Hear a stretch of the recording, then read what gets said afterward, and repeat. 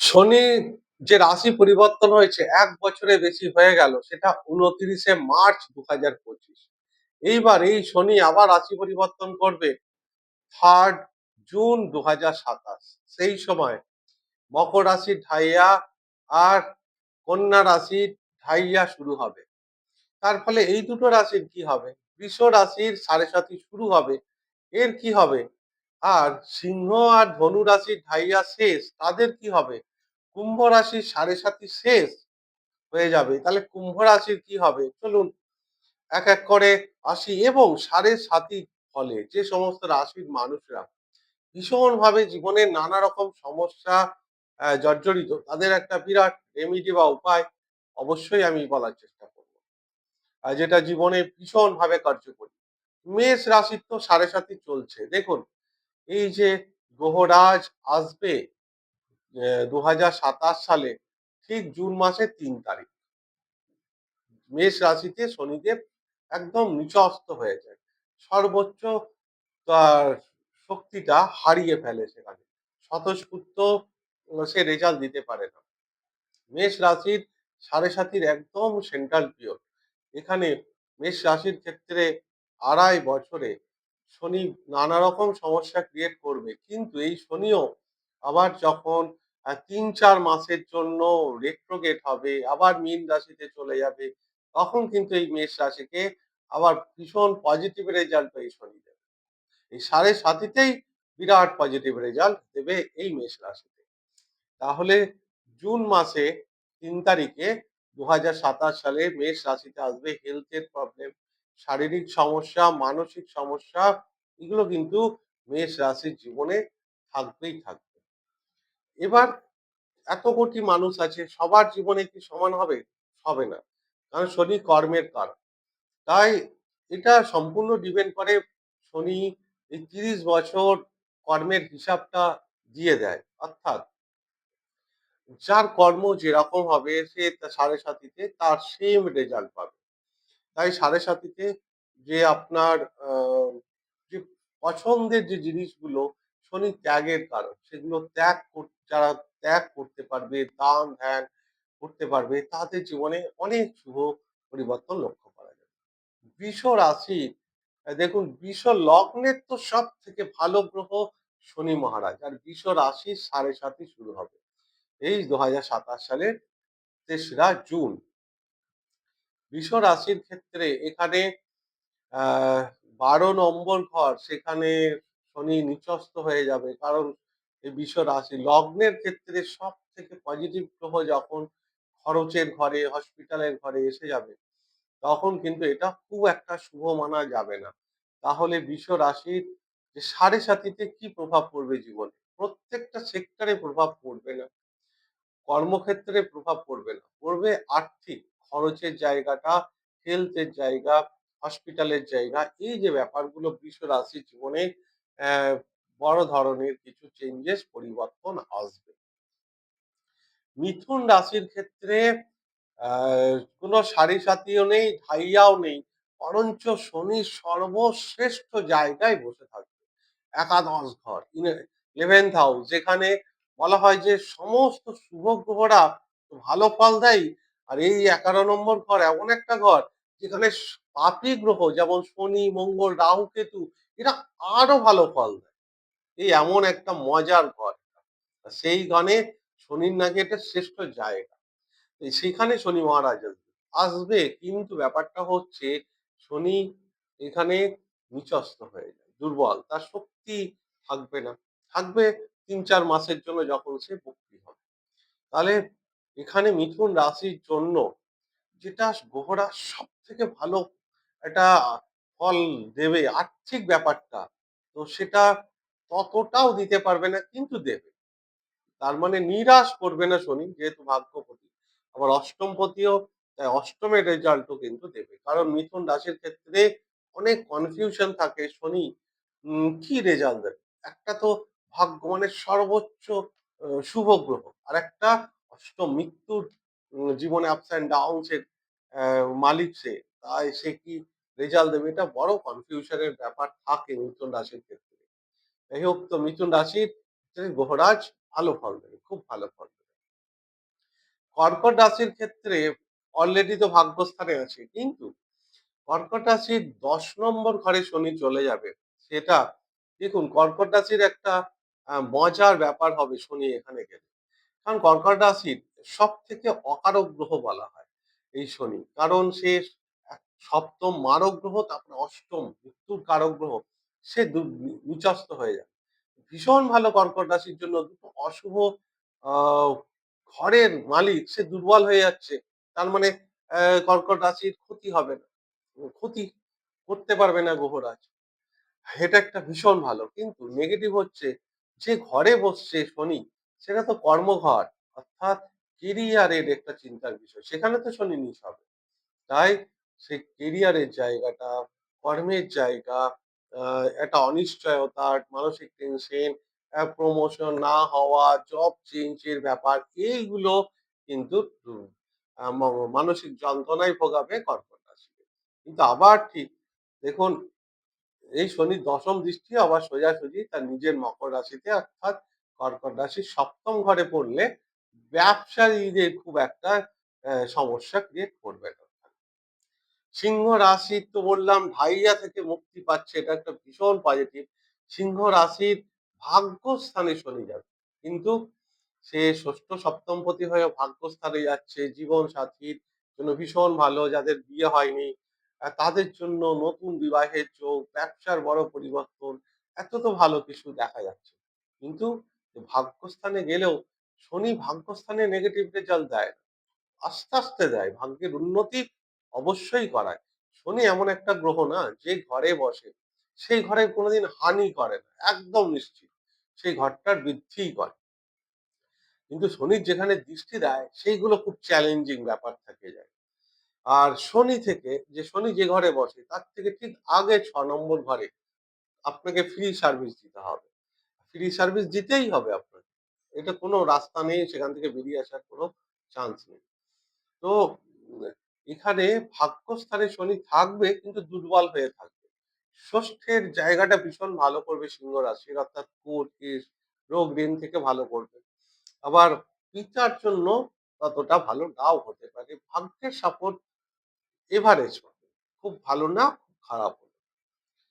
আবার কন্যা লগ্নের ক্ষেত্রে তো এটা ঢাইয়া হয়ে যাবে, অর্থাৎ সে একদিকে পঞ্চমপতি, আবার সে ষষ্ঠপতি। তো কন্যা লগ্নের ক্ষেত্রে ষষ্ঠপতি অষ্টমে যাচ্ছে, এটা একটা ভীষণ ভালো যোগ যে দুর্বল হয়ে গেল। রোগ ঋণ শত্রু জায়গাটা অষ্টমে শনি বসে স্লো করে দেয়, খুব স্লো মুভিং প্ল্যানেট, দুর্ঘটনার জায়গা। কিন্তু এই ঢাইয়াতে কি হবে কন্যা রাশির ক্ষেত্রে, জীবনে যে প্রোগ্রেসটা এই ২-২.৫ বছরে একটু স্লো করে দেবে।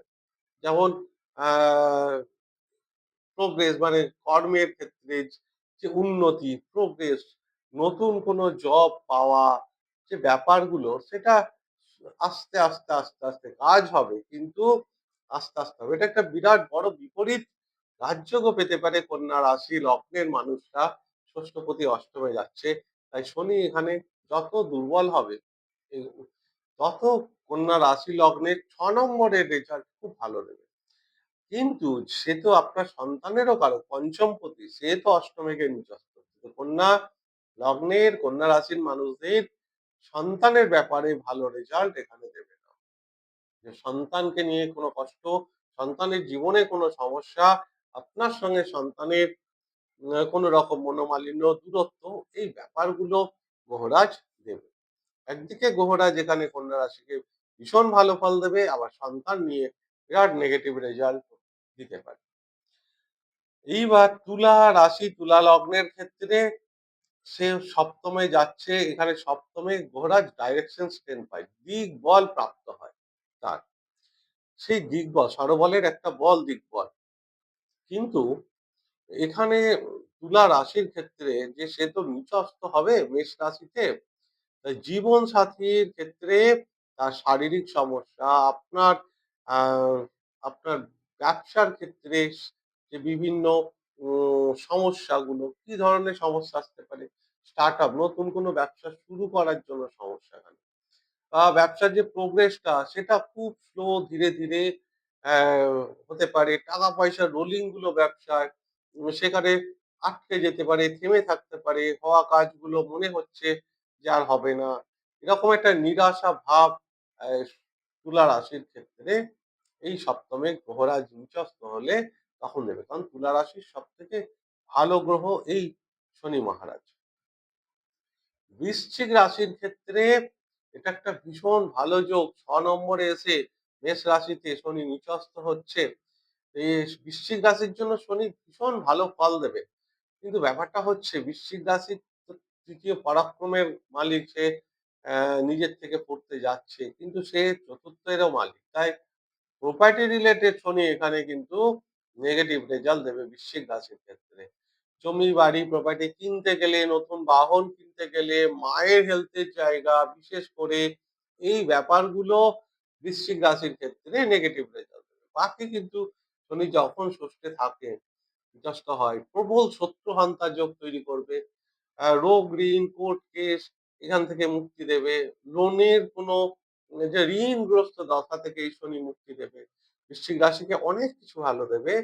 কিন্তু ঘরবাড়ি প্রপার্টি রিলেটেড পজিটিভ রেজাল্ট দেবে। ধনু রাশির তো ঢাইয়া থেকে মুক্তি, একটা ভীষণ ভালো ব্যাপার। দ্বিতীয় পতি পঞ্চমে যাচ্ছে, share market, easy money gain, lottery ফাটকা ভীষণ ভালো। কিন্তু ব্যাপারটা হচ্ছে পঞ্চম আপনার সন্তানের ঘর। সেখানে গিয়ে শনি নিচস্থ হয়ে যাবে, তার শক্তি হারিয়ে ফেলবে।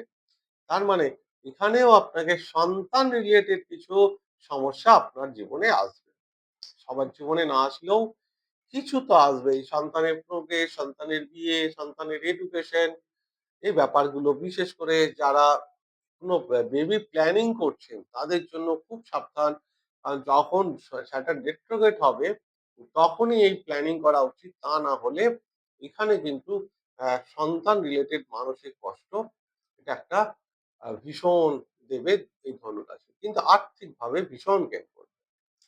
মকর রাশির ক্ষেত্রে তো বললাম ঢাইয়া শুরু হবে। সাড়ে সাতি তো শেষ হয়ে গেছে, ১ বছর হলো। তাহলে চতুর্থ ঘরে এখানে শনি তার নিচস্থ হয়ে যাবে। এখানে মা, প্রপার্টি, যানবাহন এই ব্যাপারগুলোতে মকর রাশির মানুষের জীবনে একটা ফ্লাকচুয়েশন, আপস অ্যান্ড ডাউনস আসবে, উতার চড়াও। যেটা মকর রাশির মানুষের মানসিক কষ্ট, গৃহ সুখ, ডোমেস্টিক হ্যাপিনেস এর জায়গাটা। কিন্তু এর একটা বিরাট পজিটিভ রেজাল্টও আছে মকর রাশির ক্ষেত্রে শুধুমাত্র। সেটা হচ্ছে এই শনি তার দশম দৃষ্টি সোজা রাশিতে দেবে। তাহলে এটা মকর লগ্নের জন্য তো ভীষণ ভালো। তার উইল পাওয়ার, ইচ্ছা শক্তি, নেম ফেম, প্রোগ্রেস, উন্নতির জন্য মকর লগ্নের তো ভীষণ ভালো। কিন্তু মকর রাশি যে চন্দ্র রাশি হয়, অর্থাৎ আপনার জোডিয়াক সাইন যদি ক্যাপ্রিকন হয়, তাহলে এখানে কিছু মানসিক কষ্ট আহ, যেটা থাকছে। কিন্তু আরেকটা বড় ব্যাপার হচ্ছে মায়ের হেলথ, জমি বাড়ি প্রপার্টির ব্যাপারগুলো খুব সাবধানে ডিল করতে হবে। নতুন কিছু কেনা, ইনভেস্ট করা এই ব্যাপারগুলোকে খুব সাবধানে ডিল না করলে সেখানে ফেঁসে যেতে পারে মকর রাশি। গাড়ি কিনতে গেলে, ফ্ল্যাট কিনতে যাচ্ছে, জমি কিনতে যাচ্ছেন, এখানে মহারাজ আপনাকে কিন্তু ভোগাবে। কুম্ভ রাশির সব থেকে ভালো ব্যাপার যে সাড়ে সাতি শেষ হয়ে যাচ্ছে, এটা একটা বিরাট খুশির খবর। কিন্তু কুম্ভ রাশির লগ্নের সেই লগ্নপতি তৃতীয় যাচ্ছে, নিচস্থ হয়ে যাচ্ছে। তো এটা একদিকে যে সাড়ে সাতি শেষ হয়ে যাচ্ছে একটু আনন্দের খবর। কিন্তু খবরটা সে শনি উম, তো আপনাকে ধরুন একটা বিরাট কষ্ট থেকে মুক্তি দিল, গিয়ে বসলো কোথায়, সে নিজে গিয়ে নিচস্থ হয়ে গেল। এই শনি যখন রেট্রোগেট হবে তখন আবার আপনাকে ভালো ফল দেবে। তা যে বিরাট কিছু পজিটিভ এখান থেকে সাড়ে সাতি শেষ হয়ে গেছে সেরকম ব্যাপারটা নয়। কিন্তু হ্যাঁ, এই শনি আপনার থার্ড হাউসে যখন রেট্রোগেট হবে ভীষণ ভালো রেজাল্ট দেবে। তখনই ৪-৫ মাসের জন্য রেট্রোগেট যখন হবে, মিনে যখন আসবে, তো মিন থেকে আবার মেষে আসবে, তখন ভালো রেজাল্ট। মীন রাশির তো সাড়ে সাতি চলবে, তাহলে সাড়ে সাতির শেষ পর্যায়ে, অন্তিম পর্যায়ে, মানে মীন রাশির ৫ বছর হয়ে যাবে শনির সাড়ে সাতি থেকে। সাড়ে সাতির শেষ এবং মীন রাশির মধ্যে একটা ব্যাপার হচ্ছে যে শনি ইনকামেরও কারক, আবার খরচেরও কারক। ইনকাম প্রতি অর্থ ঘরে আসছে, এটা আর্থিক দিকে তো ভীষণ ভালো। খরচের মালিকও ২য় ঘরে যাচ্ছে, তো খরচ কমিয়ে দেবে। ভালো যে পরিস্থিতি আপনার এরকম হবে না। কিন্তু ব্যাপারটা হচ্ছে শনি আপনার নিচ হয়ে যাবে এবং ৭.৫ শেষ। তো মীন রাশির ক্ষেত্রে এটা আর্থিকভাবে শনি অনেকটাই পজিটিভ রেজাল্ট দেবে। যেহেতু একাদশ দ্বাদশপতি সেকেন্ড হাউসে আসছে। শনি রেট্রোগেট যখন হবে তখন আরো ভালো ফল দেবে এই মীন রাশির ক্ষেত্রে। যাই হোক, এই ৭.৫ ঢাইয়ার ব্যাপারগুলো ১২টা রাশির এইভাবেই চলবে। তো যেটা বলছিলাম, সবথেকে বড় রেমেডি এই আপনার ৭.৫ ক্ষেত্রে যদি অর্থ কষ্ট যদি থাকে ৭.৫ মধ্যে, তো সেটা